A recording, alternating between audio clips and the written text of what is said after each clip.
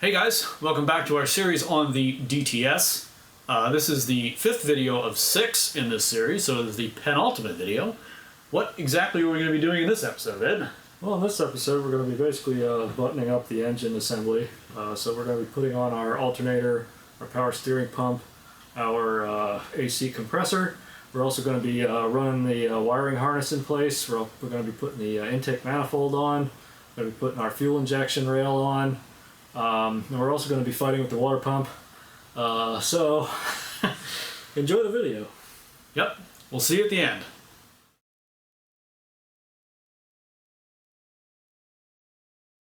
The next step here, we have our engine back in place, and we're gonna start putting all the brackets on it that hold. They're basically the little brace pieces that hold the engine to the trans. There's a whole bunch of these all around the engine that have to go back in place.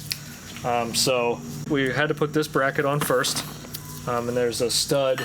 There's one of these, the typical General Motors bolt where it's a captured, it's a nut welded to a threaded rod, that holds this bracket on. And then once we tighten these bolts, we can slip this over this and then put this on here. Now, you can't do this first and then manage to slip it over this. That doesn't work. You have to put these on first and then put that in there. Otherwise, that's not happening. So I'm going to go ahead and torque these bolts up here. Alright, there's that. If you see what I mean with this guy, you have to slip it over these studs, and then you can thread that bolt in there. Torque these down again to 37 foot-pounds. Okay. Alright. So that one's good. Nice and tight. On this side of the engine, on the crank pulley side of the engine, we've got 3 separate brackets that all work together here to hold the engine. So these two are engine to transmission braces, and this guy is the engine to the passenger side motor mount bracket here, and he goes over like that. So there is an order of operations here. The first one that gets installed is this crazy little bracket, because that goes back in here, and it's somewhat inaccessible. The next one that goes on is this guy, and then once you're done with that, this is the final one, because if you don't put this one on last, you can't get anything add anything else to tighten it. So we're going to go ahead and do that. We're going to start with this one. We left all the bolts in place when we took this off to make this easier for ourselves to remember where stuff went. So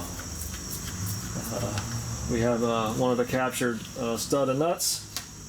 We have another one. We have another one. There's 4 bolts that hold this bracket on, if you see it. So we have 3 bolts that are the same size. And the odd man out goes in the top. It goes into the transmission. He's right here. This one goes into the transmission, and one of these goes into the transmission, and these 2 go into the engine. So the bracket goes in here like this, and you just start putting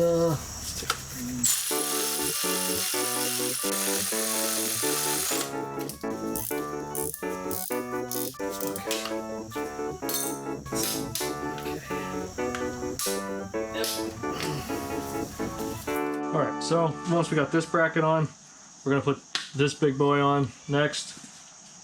Beautiful cast aluminum piece they made. So this guy goes in here. All the bolts are the same size. As you can see from the factory, they had thread lock on it. So I'm going to just put a little bit of thread lock on these bolts here, because this is quite an important mount. Don't want this coming loose. Oh. Okay, I've made a mistake. Forgot about this. So, my apologies because I forgot that this bolt has to be in there before you install the bracket. Because there is not enough room between the transmission output shaft and the bracket here to get it in.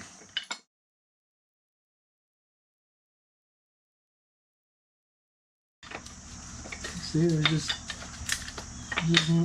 not enough space. Oh wait, I think I got it. Yeah, you did. Yes.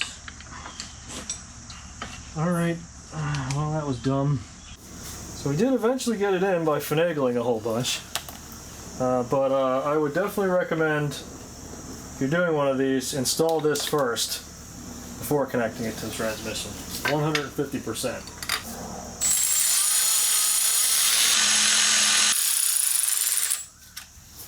Alright, now to spend 20 minutes tightening it.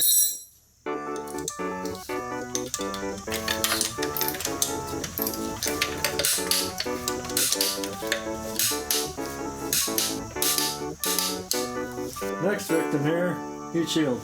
This is the shield for the our little speed sensor here on the back of the transmission.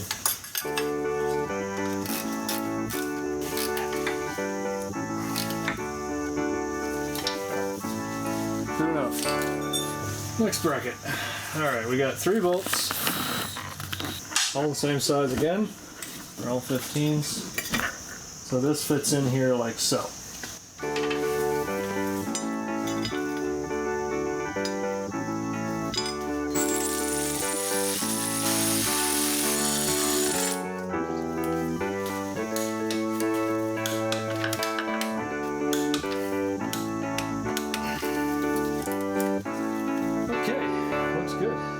Alright, so what I'm doing now is I'm putting these cam cover plugs back in place, just so I don't forget about them. Alright, so these guys, if you care, I don't know that it really matters, but that's 39 inch-pounds. It's a 6mm Allen key. Put those in there.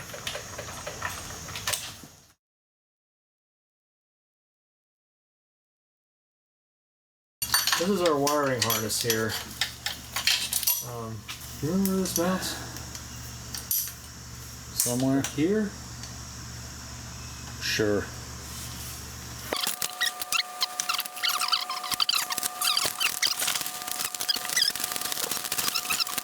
So, as you can hopefully see, this clip here holds that harness in place. Here's our oxygen sensor connection. We want to make sure that that wiring for that is nicely out of the way of any exhaust parts. Alright, so what we have done so far, if you can see in here, here's our 2 crankshaft position sensors. They're color coded, so the top one is gray and the bottom one is black. Now, what we're doing is this is the oil pressure sender, and we're just gonna get the connector in there. This guy on our old one was leaking, so we had to replace it. There we go. That sounded promising. Yes. It's in. Hooray! Put it in. So it's the little guy here. This is the one that goes. This is the oil level sensor. This tells you when you're low on oil, basically, which is a good thing for Northstar engines, because if they're leaking, they're always low on oil. All right. So the rest of these wires. This is your alternator. And these 2, I believe, are your AC compressor. So we'll run those in a second once we put our compressor in there.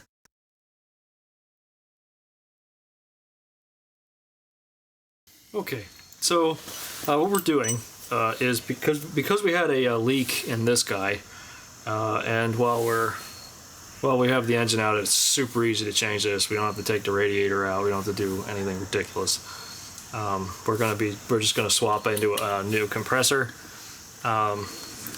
This is definitely a pain in the ass job in the car. 100%. But out here, it's very easy with the engine out. There's what holds it in. There is 3 bolts and a nut, and that goes on a stud on the front of the engine. The skinny bolt goes through the side here. This one goes through this, and this guy goes in the front down here on this ear, and this goes here like that on a stud. Now when we put the compressor in, you'll see before we do anything we have to slip the AC compressor over the stud on the engine, and then we can bolt it up. Now if you're doing this in the car, there's not a whole lot of room, so it's pretty annoying. But anyway, we'll get started doing that. You'll join us in a second.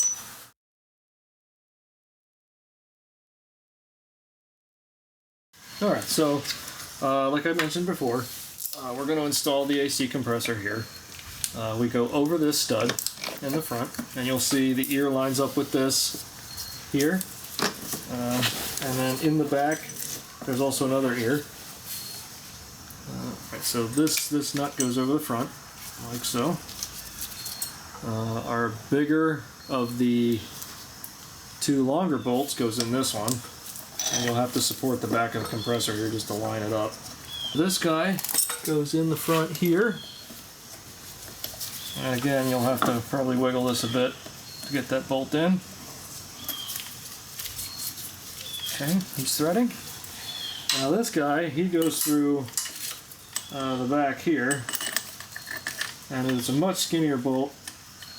I don't know why they did that, but anyway. Alright, so this is a 13 and the rest are 15s.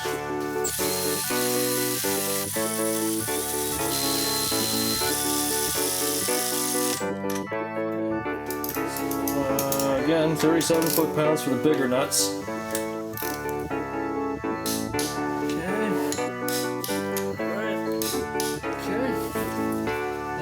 Go back to 18 foot-pounds for this guy. Unfortunately, like I said, this bolt is bent, so not sure how it got like that, but my guess is there's quite a bit of torque on this compressor here when the clutch engages, and that's probably why this crappier little bolt is bent at the back here.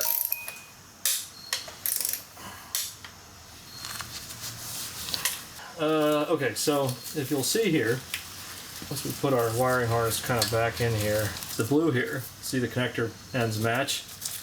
That's our AC compressor clutch power.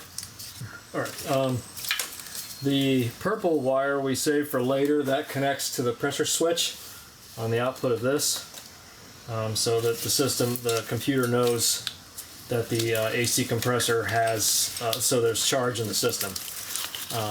And then this wire we'll use once we put the alternator on here, which will kind of go up and back like that, and then we'll also have the power feed from the alternator here that has to come down here and like so.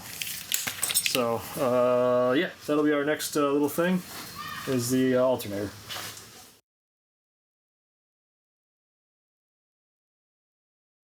We're replacing the alternator on this car as well. The old one had a chirp in the probably the front bearing, and it was very annoying. So what I just want to show here is we have 4 bolts, or 3 bolts I should say, that hold this in. This guy is a bolt and a nut, and if you look at the alternator here, he threads through here, and on the back of this nut actually goes into a cutout in the back of the alternator and holds it in place so that you don't have to hold this with a wrench when you tighten it. The only annoying part about doing this in the car is you got to get this nut back into place just right, so when you know, you can see the problem. But anyway, so that goes in there. This one goes through this. Yeah, this goes through this, like so, and this goes in the front like that.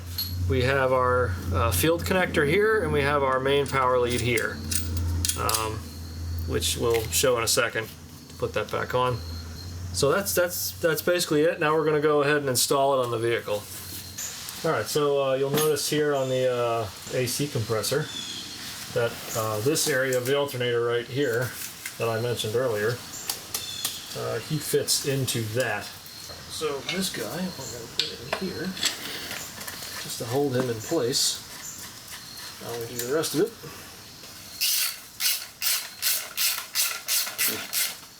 Alright, so this goes in from the front.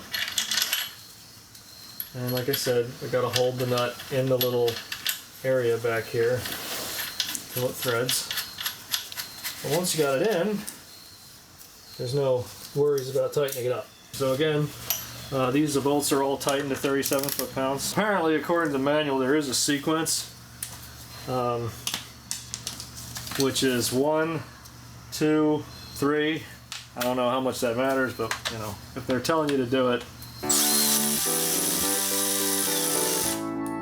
probably a reason for it. Stop the madness. Alright. Alright, look at that. Oh, it's so pretty.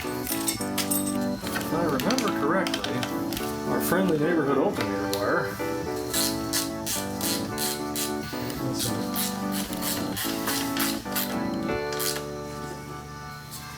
Now we're going to cover it up with the boot. Get that nice and tight. You see we got it nicely routed. This comes up here, like so. Perfect. Now this will go to the fuse box.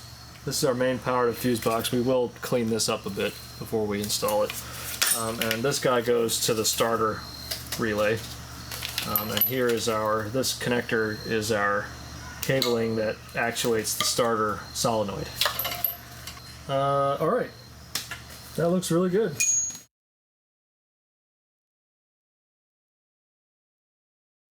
Alright, so we're about to install the new tensioner in here. So what I'd like to just point out is you see this pin. That pin goes into here. So it's a smooth boss drilled out hole, and that allows you to just put this in like this. So the bolt just goes through. Just have to finagle it a little. Hold it on there. Okay.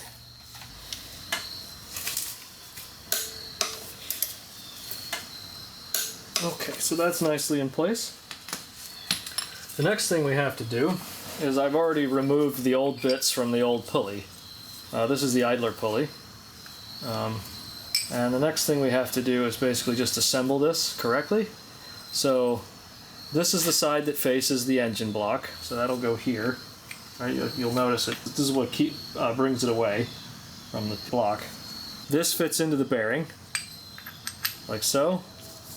And this piece fits over the top like that. And you kind of gotta screw this dude through this piece. So, but the whole thing goes into a screw hole right here in the block. So that just goes nicely in there. Just gotta torque that up.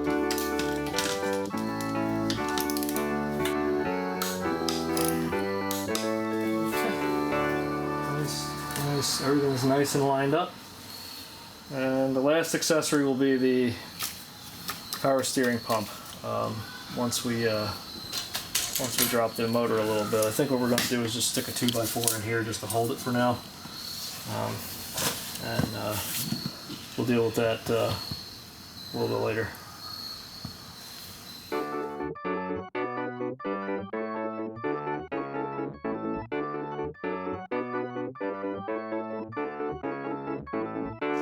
so the next thing we're going to do is we're going to put the power steering pump back on in the front here.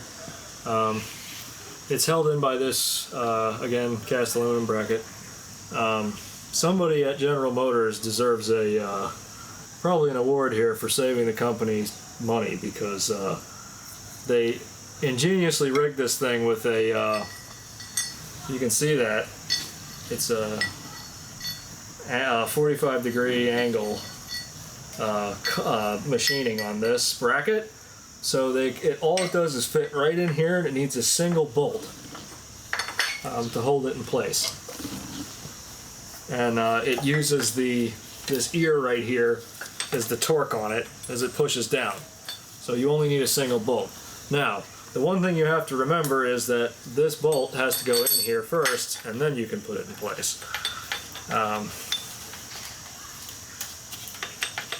But it does require a bit of fiddling to get it to seat in there.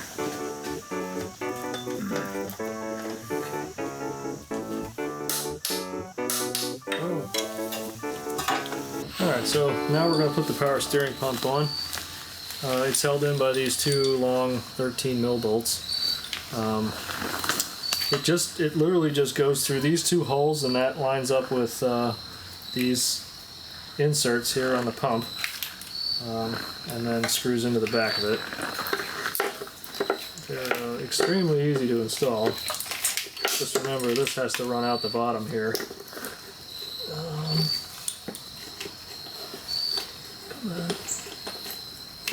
I said that, and I had it in there fine before. These bolts go in here. You do have to kind of play with it a little bit to get it to get in the seat.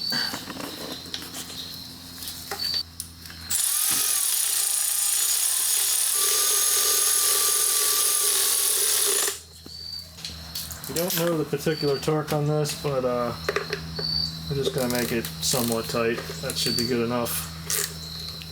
No need to He-Man it on there, but just tight enough should be good. Our next step is to press the pulley on there. What we got to do now is very similar to the water pump pulley that we did a little bit earlier. We got to press this pulley back onto the pump shaft here, and what we're going to be using a little tool here that has a bearing in the middle, and it allows you to basically it screws into the power steering pump here, and then as you turn this and hold this with another wrench, it basically will slowly press the pulley back on to the shaft. So I'm going to set it up, and then we'll show you how it works.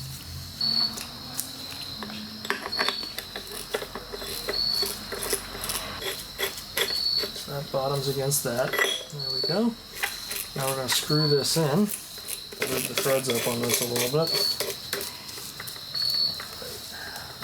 What we're going to do here is we're going to try and make sure this thing is on here as straight as we can. And then we're going to begin turning this. And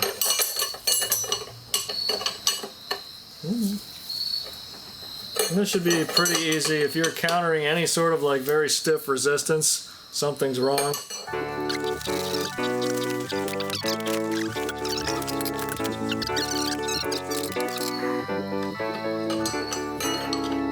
And this should basically just stop once it's on there. It doesn't hurt to back it off and just check what your depth is.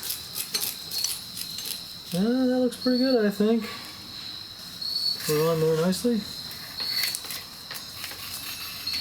And excluding the fact that it's dragging on the wiring, but you know, there you go.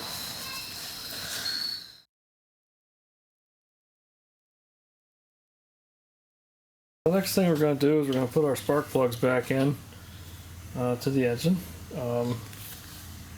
And then we're going to put our our boots on, and then our coil pack on over that.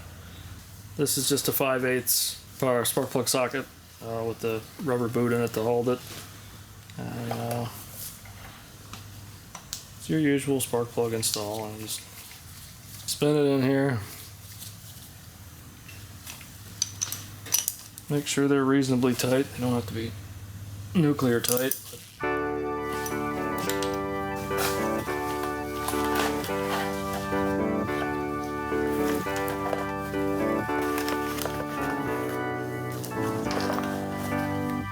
Alright, so on these spark plug boots here, I usually put a little bit of dielectric grease in the end, and then I just I put a little bit around the outside of this rubber piece here,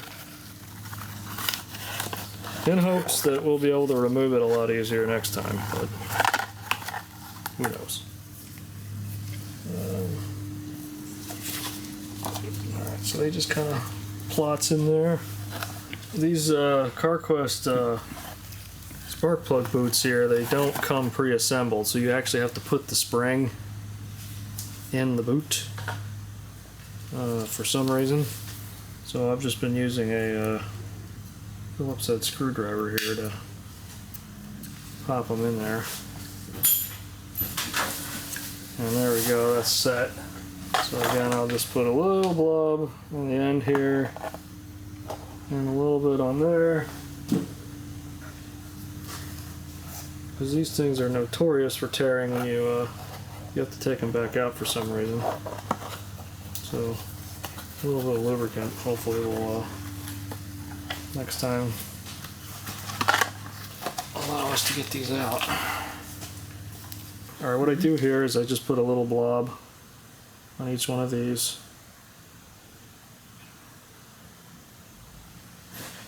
So we make sure we have a nice clean circuit the whole time in there. And then this just quite literally,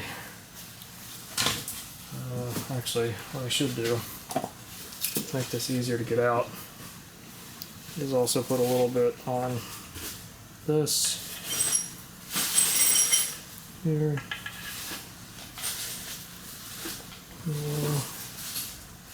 Spread that around. So now we can just kind of push it in there like so.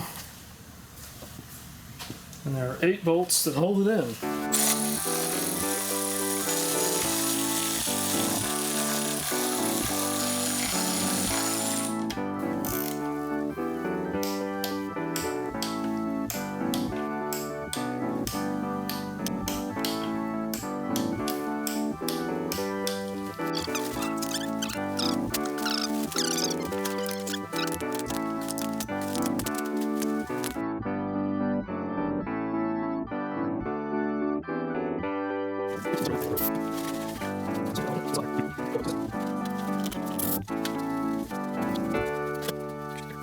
Okay, so this has got to go. This thing's all old and crusty. I put on this nice shiny new one. We got this from AutoZone, amazingly. Not sponsored. Still amazed they had it. Okay, so we're about to put our intake manifold back in place. We want to make sure when we get this thing down in here that our connector for our starter solenoid is kind of tucked out of the way.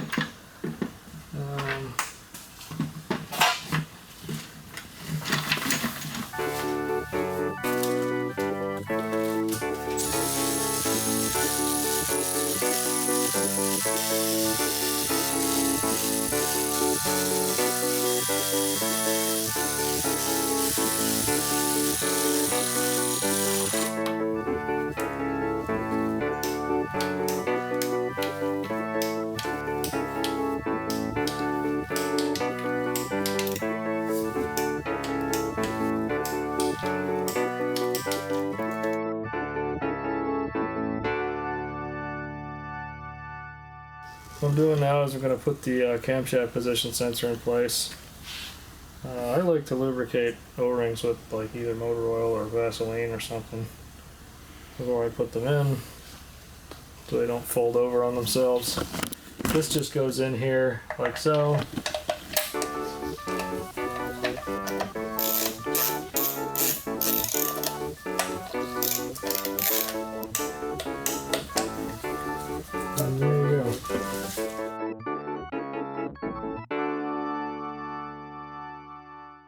So we're about to install our water pump into the crossover housing here. We have two components. We have a rubber seal, and that goes in a groove in below here. It just sits in there like that. Then we have our water pump. Now the water pump, you can see, has these little ears here, and that interfaces with the socket.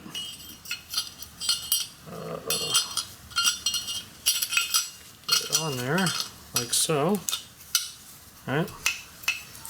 And when you go to tighten it, you're actually turning the whole piece up underneath these little recesses in the aluminum here.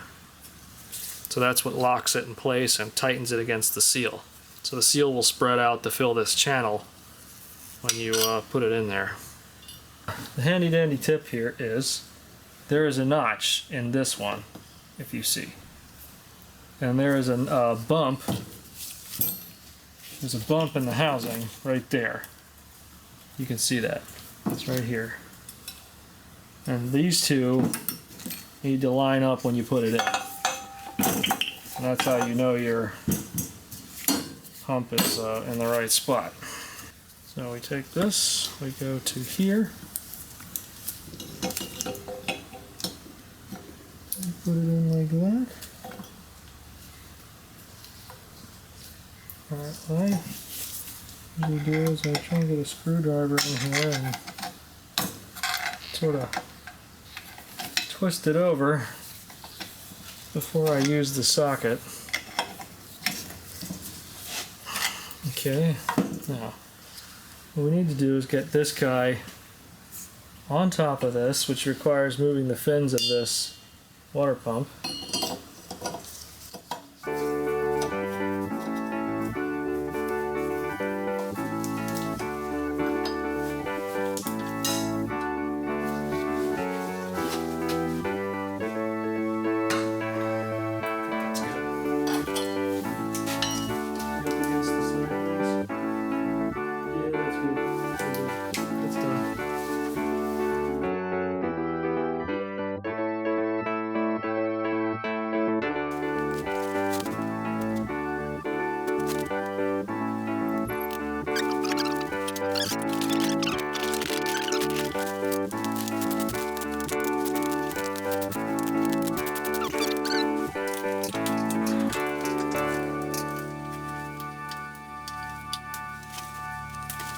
There we are. See our water pump belt on there. And then we have our tensioner cover.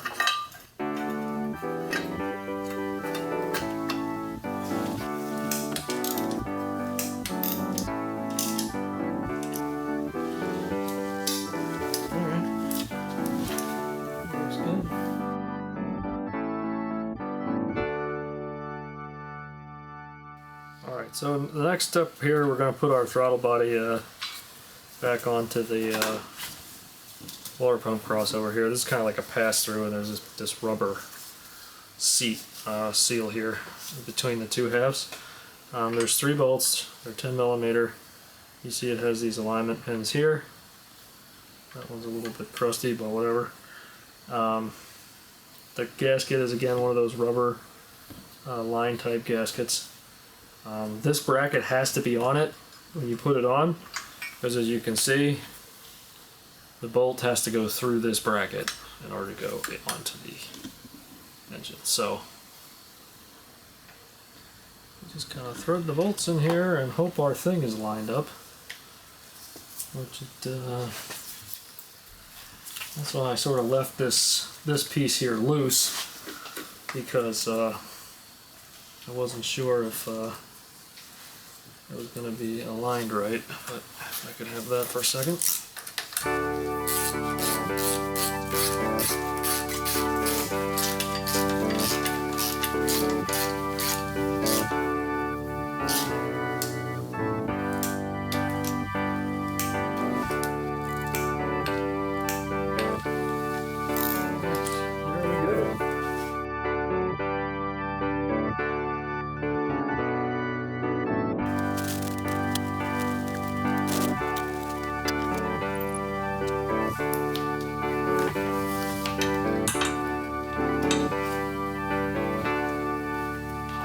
just kind of set it down in place.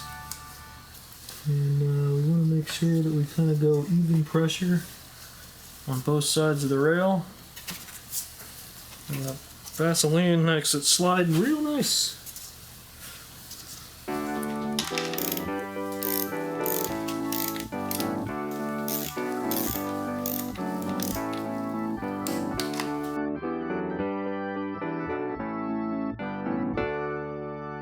Now we're going to install the rear bank air injection valve. This guy goes on the back here.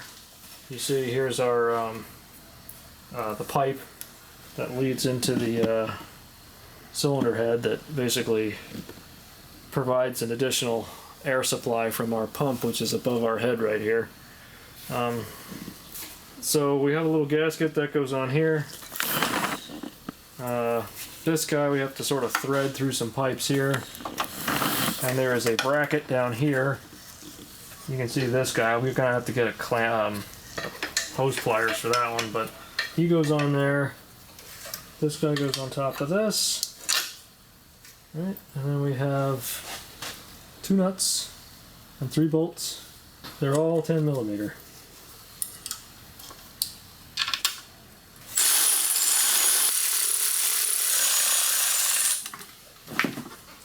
Alright, so we're getting real close here. What we're doing now is we're going to do all of our wiring, all of our engine harness wiring.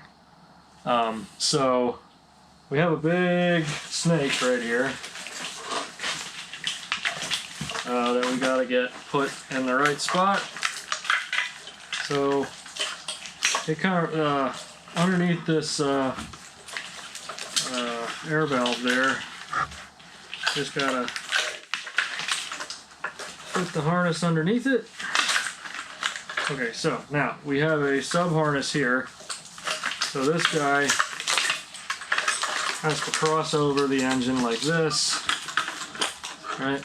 And we have a little tab. That guy connects to this. So now we have injectors in order, nicely wired. This is our coil pack, the purple connector that goes into our coils. Okay. Here's our injectors.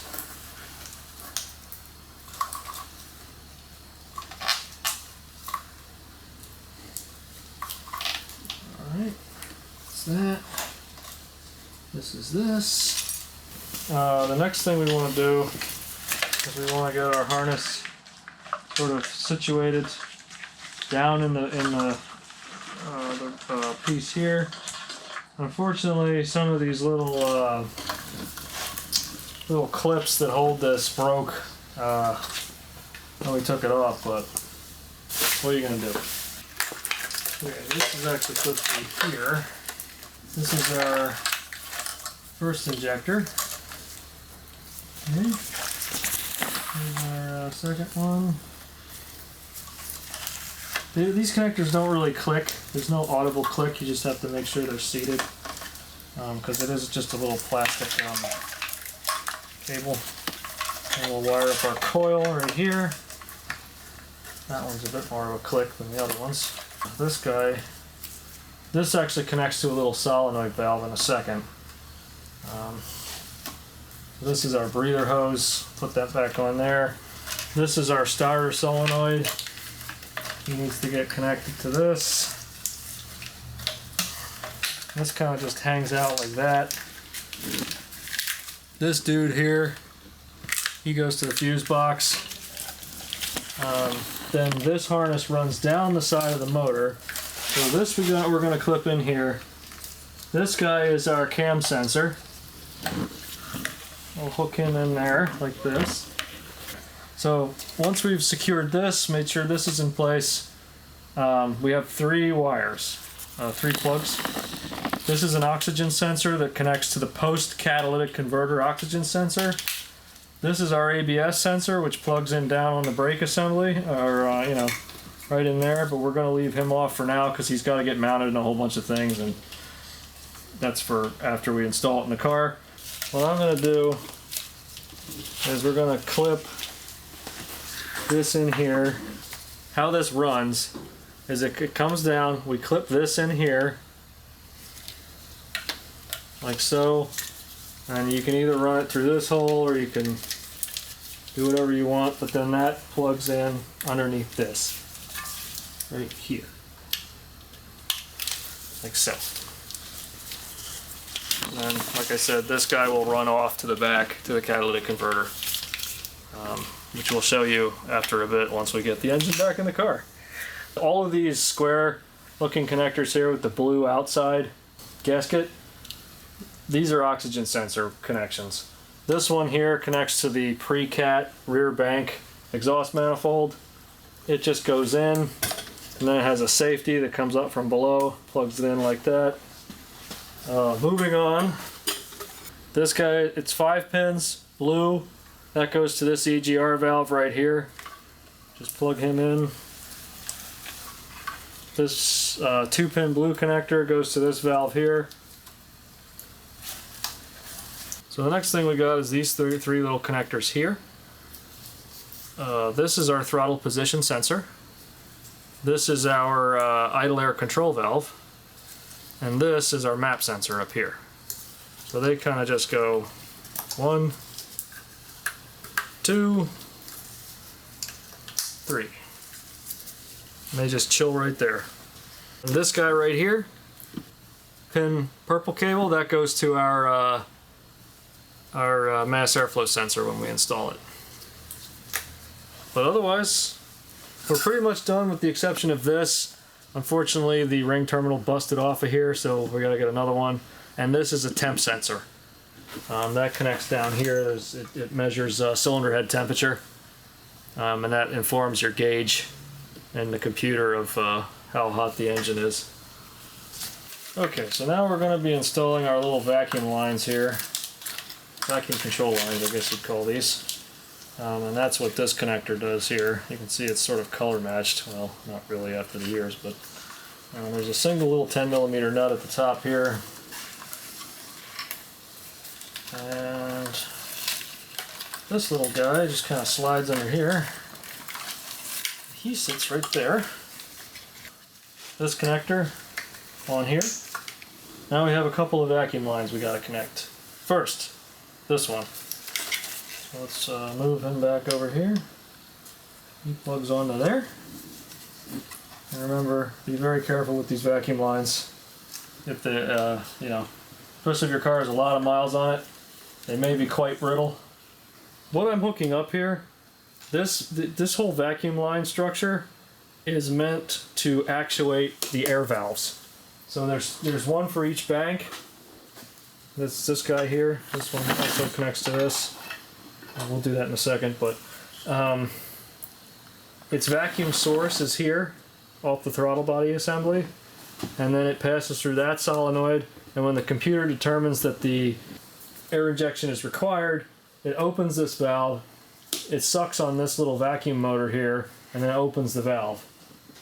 And we're just going to stick that guy on there, and this just connects to this valve, which goes on here like this. That's all. Alright, so now we're going to just put this final air injection manifold, or air injection valve on here. We got our new gasket. So that goes on here, on these two little studs.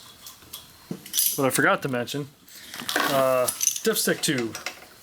You need to tighten this bolt up here. So this thing holds this in place. Okay, that's in there. This guy, he uses this one and this one, these two studs. At some point there was a bolt that ran through here, but judging by how rusty the threads are, I don't think there's been a bolt in that for a very long time. So somebody can thank a dealership for doing that. So here we go. This goes on these two studs here. Okay, so now we're ready to tighten everything up. I'm going to start by tightening these bolts first. They are all 10mm indeed.